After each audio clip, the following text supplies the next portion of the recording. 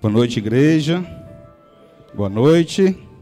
A graça e a paz do Senhor Jesus. Amém? Amém. Como o irmão Divino já leu aqui, é nossa divisa, mas eu gostaria que você abrisse novamente sua Bíblia em Gálatas capítulo 5. Só que dessa vez eu gostaria de iniciar no verso 19. Vamos ler do 19 até o versículo 23.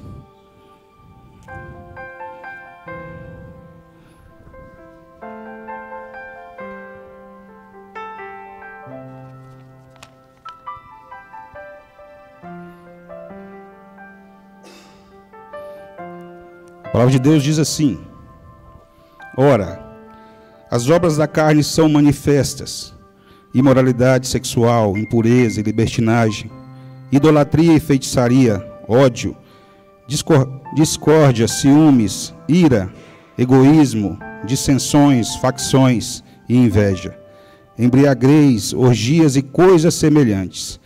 Eu os advirto, como antes já os adverti. Aqueles que praticam essas coisas não herdarão o reino de Deus. Mas o fruto do Espírito é amor, alegria, paz, paciência, amabilidade, bondade, fidelidade, mansidão e domínio próprio. Contra essas coisas não há lei. Amém? Vamos orar novamente.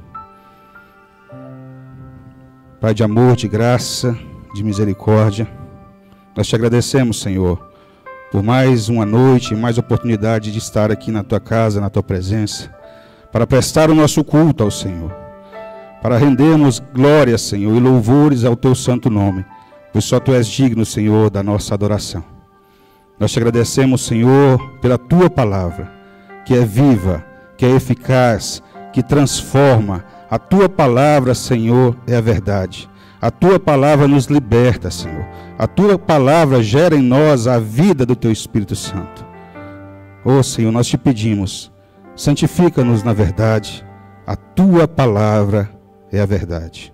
Amém e amém. Mês da família. Nós iniciamos domingo passado, o pastor Carlos deu a introdução. O Divino disse aqui já a nossa divisa. Vamos estar falando nesse mês sobre o fruto do Espírito. E antes de começarmos na nossa virtude, que nós vamos tratar dessa noite, do fruto do Espírito, que é alegria, é o tema dessa palavra de hoje, é famílias que experimentam o fruto do Espírito, a alegria é constante. Peço que os irmãos, se eu me embaralhar um pouco aqui, vocês me perdoem. Eu perdi meu óculos e estou preocupado com isso, porque são dois sinais que a idade está chegando. Primeiro, que eu estou precisando muito de usar óculos. E segundo, que eu perdi meu óculos e esqueci onde eu deixei ele. Então, já são dois sinais de que a idade está chegando, né? E como introdução, eu gostaria de esclarecer algumas coisas que era dúvida também na minha vida, durante a minha caminhada, porque muitas vezes eu ouvia pregações, alguns irmãos falando sobre os frutos do Espírito. E quando eu li esse texto, o texto fala o fruto do Espírito. Quando nós lemos do versículo 19, Paulo afirma as obras da carne, no plural. Mas quando ele fala do fruto do Espírito, ele fala o fruto do Espírito. E o Paulo, hoje de manhã, explanou muito bem aqui, né? Eu creio que o que Paulo quis dizer aqui é como se fosse uma laranja, uma mexerica, que tem vários gomos. Assim é o fruto do Espírito, com várias virtudes, mas que formam somente um fruto. É o fruto do Espírito. Assim como na logo da nosso mês da família, nós vemos um cacho de uva, mas com várias uvazinhas. Assim é o fruto do Espírito. Então, a primeira coisa que nós devemos entender e diferenciar isso. Mas eu me perguntava muito por que então existe esse contraste. Né? Era uma dúvida minha. As obras da carne está no plural e o fruto do Espírito está no singular. Eu quero dizer para os irmãos essa noite que as obras da carne, elas estão no plural porque são muitas e nós produzimos essas obras. Por causa da nossa natureza pecaminosa, por causa da nossa inclinação, do nosso coração maldoso, enganoso. Essas obras são processadas dentro de nós. Por isso, eu creio que, no plural, geramos várias dessas obras. Porém, o fruto do Espírito não é uma obra nossa, não é uma produção nossa, não é o resultado que somos ou fazemos, mas é a operação sobrenatural e extraordinária do próprio Espírito Santo de Deus em nós. De tal maneira que a obra do Espírito Santo de Deus é única em nosso coração. Por isso, o fruto. Um fruto que o Espírito Santo de Deus está trabalhando dentro de nós. E a segunda pergunta que eu sempre me fazia, mas se todas essas virtudes, elas formam um fruto só, é possível então a gente falar que algumas pessoas têm certas virtudes e outras não? O Espírito Santo desenvolve somente uma virtude numa pessoa, mas isso vem ao contrário do que está dizendo a palavra. Se é um fruto, ele é desenvolvido pelo Espírito Santo plenamente em nós. Então, ele desenvolve todas essas virtudes que nós lemos aí em Gálatas 5:22. Quem recebeu o marca-texto com as virtudes? Quem está aí em mãos? Se você não recebeu, vamos ler na Bíblia. Eu gostaria de reler essas nove virtudes do fruto do Espírito Santo. Amém? Amém, meus irmãos? Está no marca-texto, amém, irmão? Vamos ler. Amor, paz, paciência, amabilidade, bondade, fidelidade, mansidão e autocontrole ou domínio próprio. E a palavra diz: contra essas coisas não há lei. Então, resumindo, o que é o fruto do Espírito Santo? O fruto do Espírito Santo é a obra do Espírito Santo em nós. É o resultado da obra do Espírito Santo em nós. O que o Espírito Santo está fazendo em nossas vidas, desde o momento que ele nos regenerou até o momento que seremos glorificados. Então, desde o nascimento, quando você aceita Cristo, creu no Senhor Jesus como seu Senhor e Salvador, até o dia que nós cremos que seremos glorificados com Cristo Jesus. Os que estão vivos serão glorificados, os que estão mortos serão ressuscitados e receberão um novo corpo glorificado em Cristo. Nesse intervalo, há o processo que nós chamamos vida cristã. E é nesse intervalo que o Espírito Santo trabalha em nós para gerar o caráter de Cristo, para que nós possamos ser parecidos com Cristo. E esse caráter é o fruto do Espírito Santo. São essas 9 virtudes que nós acabamos de ler. Esse é o trabalho do Espírito Santo durante toda a nossa caminhada.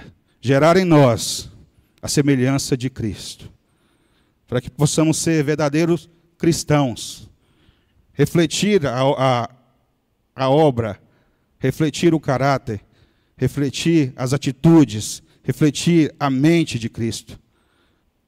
Então fala assim: Espírito Santo de Deus, trabalha em minha vida o fruto do teu Espírito. E essa reprodução do caráter em Cristo de nós, que nós chamamos de fruto do Espírito. Então, para sintetizar, para nós começarmos aqui na nossa virtude, que vamos falar nessa noite, eu gostaria que você gravasse essa frase. O que é o fruto do Espírito? Eu coloquei aqui uma frase bem curta. O fruto do Espírito é a manifestação externa da obra interna do Espírito Santo de Deus em nós. Vamos repetir isso? O fruto do Espírito é a manifestação externa da obra interna do Espírito Santo em nós. Amém? Então isso foi só a título de introdução. Vamos falar hoje dessa virtude que o Espírito Santo trabalha em nós, que é a alegria. Hoje cedo Paulo falou sobre o amor. Sobre o amor. Né? Eu não estive aqui, Paulo, mas estava assistindo. Né? Assisti depois, foi uma bênção, foi edificante. E creio que nós devemos caminhar nesse sentido, de trabalharmos, de deixar o Espírito Santo trabalhar em nós, o amor e a alegria. Billy Graham, ele dizia uma frase assim, que num verdadeiro lar cristão, até a chaleira canta de alegria. E eu pensei assim, vou usar essa alusão, mas não sei se os mais novos vão entender, né? O que é chaleira? Mas eu me lembro, na casa da minha avó, tinha uma chaleira, quando ela punha água para fazer o café, ou um chá, né? Quando a água começa a ferver, começa a sair aquele apito, né? Não é isso? E ele comparou isso num lar cristão. Até a chaleira canta de alegria. É o que nós devemos buscar como famílias benditas do Senhor. Que o nosso lar seja cheio da alegria do Senhor. Que o nosso lar seja um lugar onde as pessoas se sintam alegres. Onde os membros daquela casa se sintam alegres. Alegres no Senhor. E se alegrem uns aos outros. Com atitudes, com palavras, com atos. E isso é uma caminhada. Como eu disse, é um processo que o Espírito Santo de Deus trabalha em nossas vidas. Alegria. A palavra alegria que Paulo usou aí é uma palavra grega. Cará. E o substantivo alegria, cará, aparece 59 vezes no Novo Testamento. E o verbo alegrar-se, kairo, aparece 74 vezes, só no Novo Testamento. Então, você vê a importância que a Bíblia dá, que Deus dá, sobre esse tema, sobre essa virtude, alegria. Por isso se repete tantas vezes no Novo Testamento, porque é algo que nós devemos restaurar dentro de nós, dentro das nossas casas. Nós vivemos dias em que a depressão é considerada como o mal do século. Porque muitas vezes colocamos a nossa alegria ou a nossa felicidade em coisas passageiras. E que nessa noite o Senhor nos guie e nos mostre que a verdadeira alegria só vem dEle.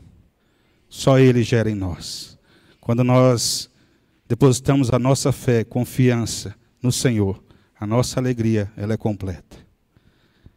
E essa alegria deve estar presente na nossa família. E é por isso que Jesus Cristo, por meio do Espírito Santo, Ele está presente, frutificando a alegria como no fruto do teu Espírito. Então eu quero falar nessa noite sobre 3 tópicos que nós podemos aplicar nas nossas casas, nas nossas famílias, para experimentarmos na sua plenitude a alegria do Senhor, na nossa vida, no nosso lar, nos nossos relacionamentos. Relacionamento conjugal, relacionamento de pai e filho, relacionamentos saudáveis, onde a alegria do Senhor, ela impera. Bem batista, 3 tópicos. Primeiro tópico, para viver uma vida alegre, genuinamente do Espírito, a família deve buscar, acima de tudo, o reino de Deus. Nós devemos, se queremos realmente ter um lar, uma casa, onde a alegria de Deus impera, nós devemos colocar as coisas nos seus devidos lugares. E o reino de Deus, ele tem a primazia na nossa vida individual, na nossa vida familiar. O reino de Deus, ele tem que vir primeiro. Romanos 14, 17 diz: Porque o reino de Deus não é comida nem bebida, mas justiça, paz e alegria no Espírito Santo. O reino de Deus é justiça, paz e alegria no Espírito Santo.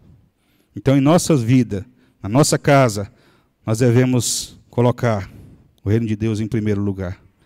Não que a nossa família não seja uma das nossas maiores prioridades, mas a prioridade número 1 é o reino de Deus. Eu conheço esse caminhar cristão vou completar 20 anos de casado esse mês, viu? Mês que vem, dia 6. Apesar de eu ser muito jovem, né? Vou completar 20 anos de casado. Naquela época eu podia casar com 15 anos, né? Então...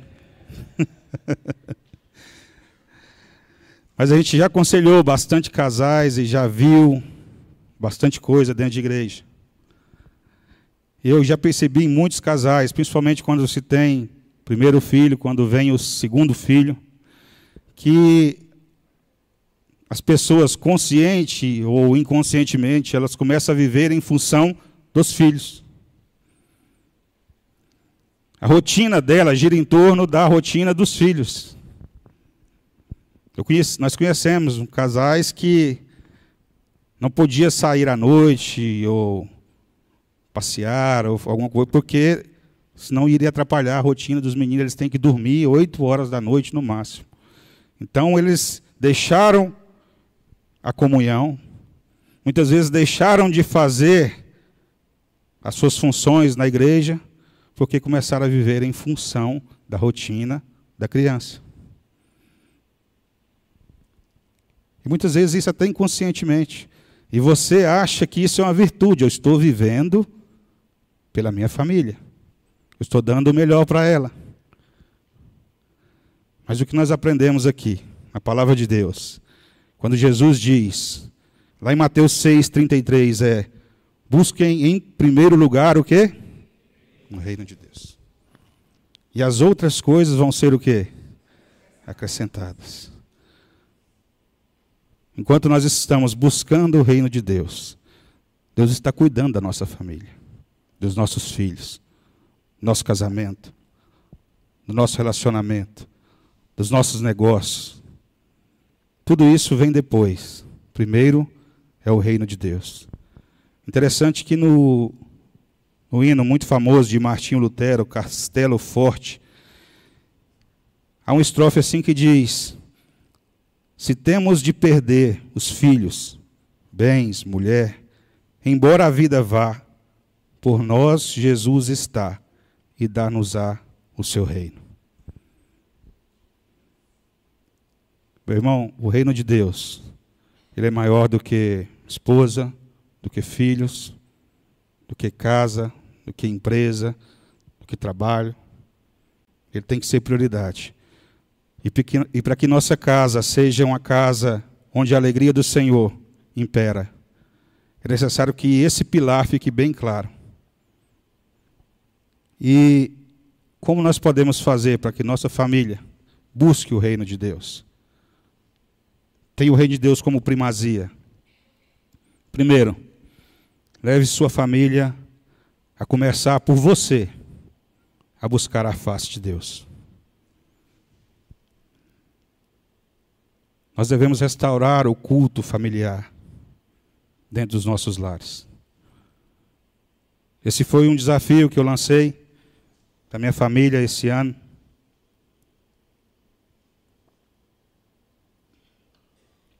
E toda quinta-feira a gente se reúne para ler a palavra, orar junto, discutir, debater, conversar a respeito do reino de Deus. E eu falo para os irmãos, não é fácil. Eu estipulei quinta-feira, divino. Parece que quinta-feira tudo acontece na quinta. Para que você não chegue em casa, para que não dê tempo. E nós percebemos isso, começamos a orar e falamos, agora que nós não vamos abrir mão mesmo. Nem que a gente faça 2 horas da manhã, nós vamos fazer o culto familiar. Como está a nossa devocional? Nós temos lido a Bíblia diariamente, orado diariamente, buscado a face de Deus diariamente. O filho pequeno, ele aprende pelo exemplo. Então, é necessário que ele veja o pai e a mãe buscando ao Senhor, orando ao Senhor, cantando ao Senhor. Isso vai criar nele essa necessidade de buscar a face de Deus. Meus irmãos, que o Espírito Santo gere em nós esse desejo por estar buscando a face do Senhor. Procure na família fazer sempre a vontade de Deus e cultive a certeza de que Deus suprirá todas as necessidades da nossa família. Mostrar para os nossos filhos que ser alegre é estar no centro da vontade de Deus. Certa vez eu ouvi uma história que havia um vilarejo, e nesse vilarejo havia um homem que tinha uma pequena fazenda, e ele só tinha um cavalo.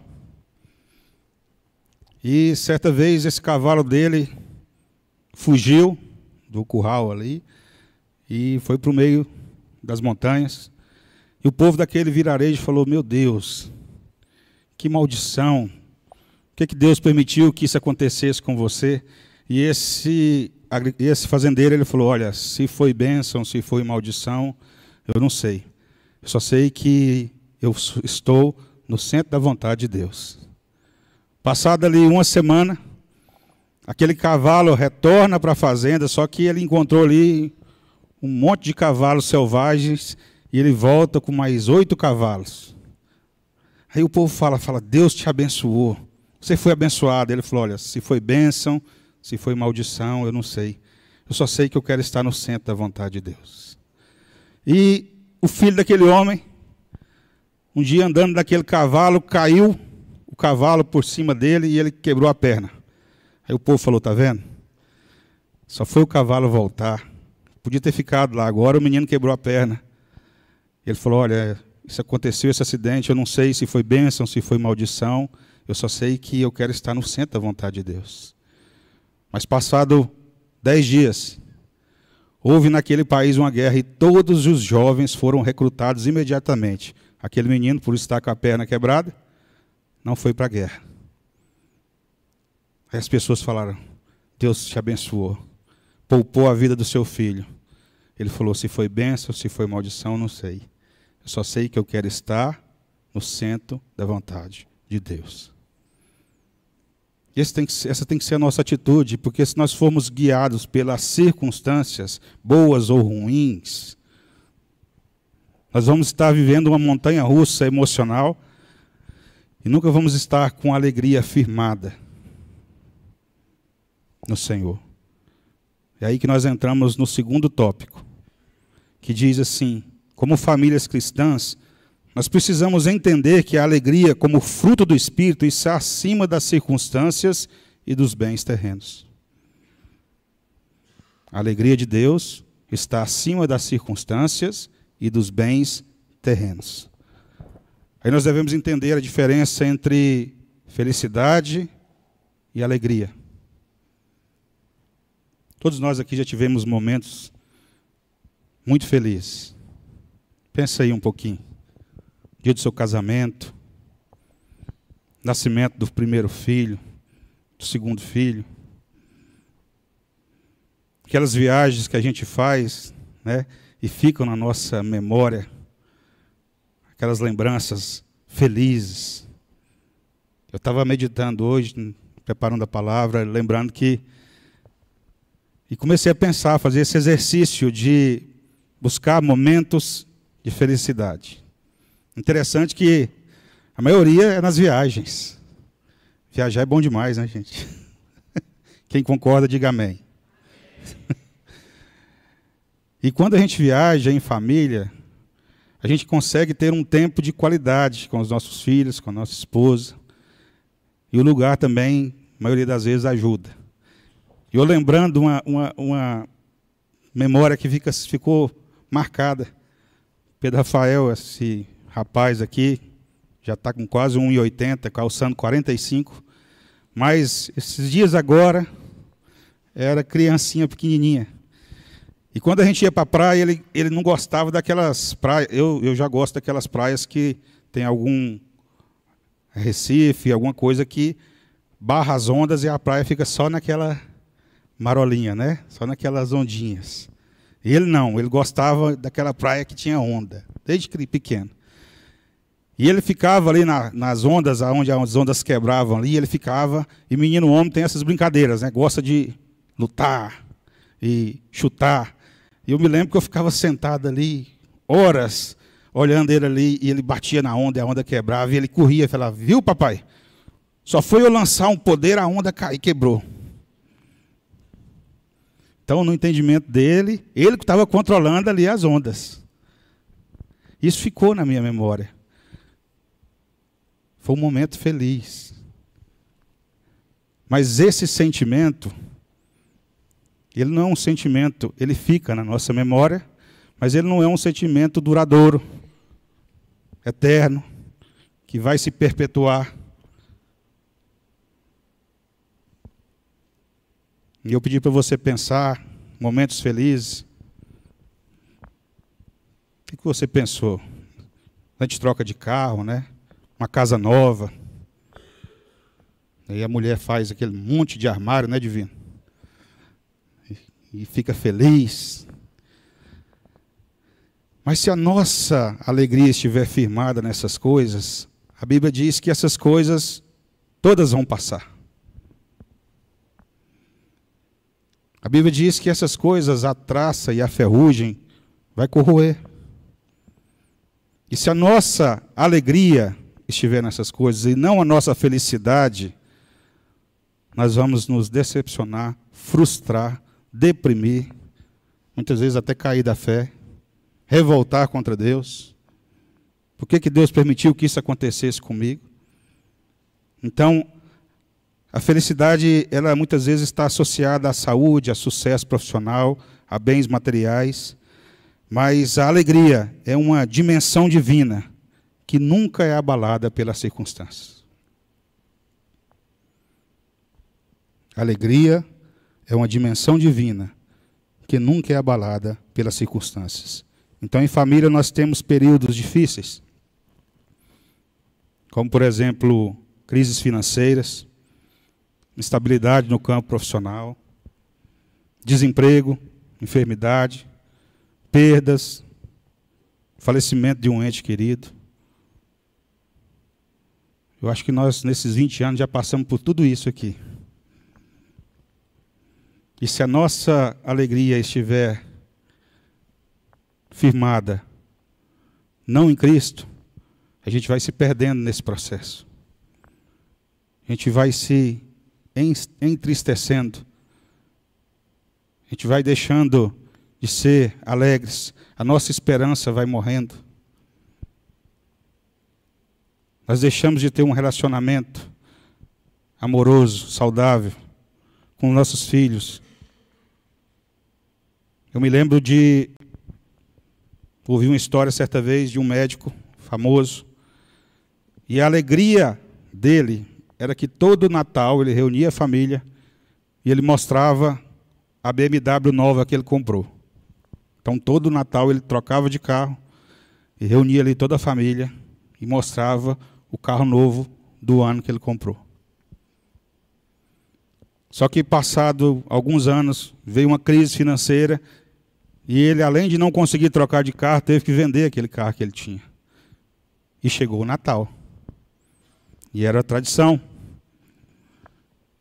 O que aconteceu? Aquele homem se suicidou. Ele não conseguiu encarar aquela situação. Ele perdeu a alegria, a motivação, que estava firmada num carro. Que estava firmada em mostrar que ele venceu, que ele era próspero. Então, onde está colocada a nossa alegria? A alegria da nossa casa. Nós temos que ensinar isso para os nossos filhos, independente das circunstâncias. Eu me alegrarei no Senhor. Não é assim que diz a palavra? Ainda que a figueira não floresça, não haja fruto na videira, os animais do campo não dêem as suas crias, ainda que tudo vai mal, o que a palavra de Deus diz? Ainda assim me alegrarei no Senhor, no Deus da minha salvação. E aqui que eu quero chegar. A nossa alegria tem que estar firmada no Senhor, naquilo que Ele fez por nós. Paulo falou isso no encerramento da pregação, da alegria da salvação. E quando nós entendemos quem nós éramos, qual era o nosso destino, estávamos mortos em nossos delitos e pecados. Nós estávamos fadados ao inferno, ao lago de fogo. Até que Deus, o Senhor Jesus, interveio na nossa história. E a Bíblia diz que, porque Deus nos amou de tal maneira, que Ele deu o seu Filho Jesus, para que todo aquele que nele crê não pereça, mas tenha a vida eterna. Ele nos tirou de um poço de lama e firmou os nossos pés sobre a rocha. E hoje nós podemos ter a esperança de que um dia nós estaremos com Ele, face a face, desfrutando da doce presença dEle, um lugar que não haverá choro, não haverá tristeza, onde a morte já vai estar vencida. E é nessa esperança, nesse momento, nessa promessa, que a nossa alegria tem que estar firmada.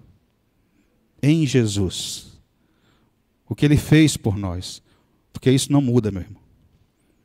A Bíblia diz que Ele não muda. Pode passar céus e terra, mas a palavra de Deus não passará. Então é um local seguro onde você pode colocar a sua alegria.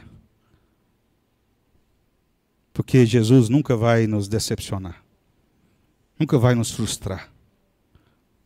Nunca vamos perder nossa esperança. Porque aquilo que Ele prometeu, Ele vai cumprir. E se Ele falou que vai voltar para nos buscar, Ele vai voltar. Se Ele falou que foi preparar lugar para nós, pode ter certeza, Ele está preparando lugar para você. Perto dEle, junto dEle, durante toda a eternidade. Quantos creem nisso? Amém? Amém? Então isso nós temos que ensinar para os nossos filhos, que a nossa alegria, ela sempre está firmada no Senhor, e nunca nas coisas terrenas. Renovar nossa alegria no Senhor. Nós passamos por um momento difícil, como família, no ano de 2017. Nós compramos uma casa, construímos do jeito, fizemos tudo dentro dela do jeito que a gente queria, né? Armário, tudo aquele negócio todo. E chegou uma crise no mercado, na nossa empresa, e nós perdemos aquela casa e eu entrei em parafuso. Meu Deus, o Senhor prometeu, o Senhor deu, e agora o Senhor tira. Até que a minha esposa chegou e eu estava em um período muito difícil. E ela falou, olha, não importa onde a gente esteja. Não importa se a gente esteja junto nessa casa ou num barracão. O importante é que a gente esteja junto. E essa palavra foi libertadora para mim, foi um refrigério. Porque eu descobri que a alegria não estava na casa onde nós estamos. Mas a alegria está de estarmos juntos em família. E é isso que o Senhor quer. Que a alegria nossa esteja depositada nele. E que Ele vai suprir cada uma de nossas necessidades. Porque Ele é bom. Ele é bom. E para finalizar, terceiro ponto. Quando você aplica esses princípios na sua casa, quando isso já é uma realidade no seu lar começa a exalar ali a alegria. Você começa a desfrutar Mas nós devemos ir além. Essa alegria ela tem que transbordar da sua casa, para os seus vizinhos, para os seus amigos, para os seus parentes. Então, como famílias cristãs, nós temos que ser portadores de boas novas para os nossos vizinhos e amigos. Nós moramos na casa e do lado nosso saiu um casal que morava lá, né? Um casal abençoado, meus irmãos. Era muita gritaria, era muito barulho, e não importava o horário da noite, né? E a casa ficou quase um ano de reforma e a gente orando, meu Deus, manda vizinhos, né? Abençoados, calmos, tranquilos. E mudou uma senhora, já bem de idade, uma filha dela, e os 3 netos dela já bem grandes para essa casa. E nós percebemos, né, conversando e no jeito que eles falaram, eu esqueci de falar, esse casal antes, eles eram um casal de pastores. Mas o testemunho não era muito bom. Havia muita reclamação de todo mundo do condomínio e o pessoal pediu a casa deles porque não aguentou. Olha o exemplo do lar cristão. E esse pessoal que mudou para lá, eles conversando, descobrimos que eles é alguma coisa, não sei se é espírita, candomblé, eu não sei, só sei que tem um monte de imagem, tem uma Iemanjá grande, assim. Mas eu compartilhando durante essa semana no devocional que a gente está fazendo todos os dias, eu falei, para isso nós estamos orando. Deus mandou essa família para que nós possamos pregar as boas novas do Evangelho. E um povo muito educado, muito cordial, cortês. Sábado, um desses sábados do feriado, eu falei, vou assar uma carne aqui em casa. Quantos dizem glória a Deus? Falei, vou assar uma carne aqui em casa. Liguei a churrasqueira, né? Começou a sair aquela fumaça e a vizinha gritou de lá, vizinho, eu vi que você acendeu a churrasqueira. E eu falei, espera um pouco então. E passou um pouco, comecei a pôr carne, gritei, falei, vizinha, você gosta de carne mal passada ou bem passada? Ela, mal passada. Eu falei, misericórdia, né, Mariana? O boi morreu à toa, gente. E põe isso na cabeça. Carne mal passada. Eu creio que no céu vai ter carne só assim, ao ponto para menos. E ali nós assamos aquela carne, né? Muito a contragosto, deixei aquela carne ali, quase torrar, aquele negócio. E cortei, e o Pedro Rafael foi lá e levou para ela um prato cheio de carne. E ela, nossa, que maravilha, pegou um pouco. Aí o Pedro Rafael falou, não, é para ficar tudo aqui para vocês. E ela gritou, meu Deus, eu não acredito, que delícia. Então é esse proceder que nós devemos deixar transbordar. E eu falei para ele, para eles, são um desafio para nós, porque nós temos que pregar o Evangelho para eles com o nosso comportamento, com as nossas atitudes. Então, sem gritaria, sem palavra torpe, até que eles comecem a ver e falar, nossa, quando eu entro naquela casa lá, eu sinto tão alegre. E vai surgir uma oportunidade da gente pregar para eles. Estamos orando por eles. Então, meus irmãos, a sua família é uma igreja que Deus levantou naquele lugar. Então, é um desafio. Seus vizinhos são responsabilidade sua. Seus amigos do emprego, do trabalho. A alegria das boas novas. Amém? E para encerrar, gostaria que você abrisse a sua Bíblia rapidamente. Em 2 Coríntios 4, 16, 18. Segunda carta de Paulo aos Coríntios, capítulo 4. A palavra de Deus diz assim: por isso, não desanimamos. Embora exteriormente estejamos a desgastar-nos, interiormente estamos sendo renovados dia após dia. Pois os nossos sofrimentos leves e momentâneos estão produzindo para nós uma glória eterna que pesa muito mais do que eles. Assim, fixamos os nossos olhos não naquilo do que se vê, mas do que se não vê. Pois o que se vê é transitório, mas o que se não vê é eterno. A alegria do Senhor só é plena na nossa vida, na nossa casa, no nosso lar, quando nós fixamos os nossos olhos naquilo que é eterno. Amém? Então feche os seus olhos, vamos orar mais uma vez. Pai querido, nós te agradecemos, Senhor, porque sabemos que a alegria que vem do Senhor é a nossa força, é aquilo que nos fortalece, é aquilo que revigora o nosso ânimo, as nossas forças. Pai, nós te pedimos como famílias, como igreja do Senhor neste lugar, restaure em nós a tua alegria, Senhor, a alegria da tua salvação, Pai. A tua palavra diz que o Senhor nos amou primeiro, que o Senhor nos escolheu, Pai, para nos dar vida e vida em abundância. Nós somos abençoados, Senhor, porque um dia o Senhor olhou para nós e nos deu a tua graça, a tua salvação, Pai. O privilégio de te servir, de te conhecer, Pai. Isso é motivo da nossa alegria ser plena, completa, Deus. Todos os dias nós possamos ter renovados em nós a alegria da tua salvação. Que na nossa casa, Pai, nós possamos entender isso. Que nesse lugar o reino de Deus chegou. E nesse lugar a justiça, a paz e a alegria do Espírito Santo.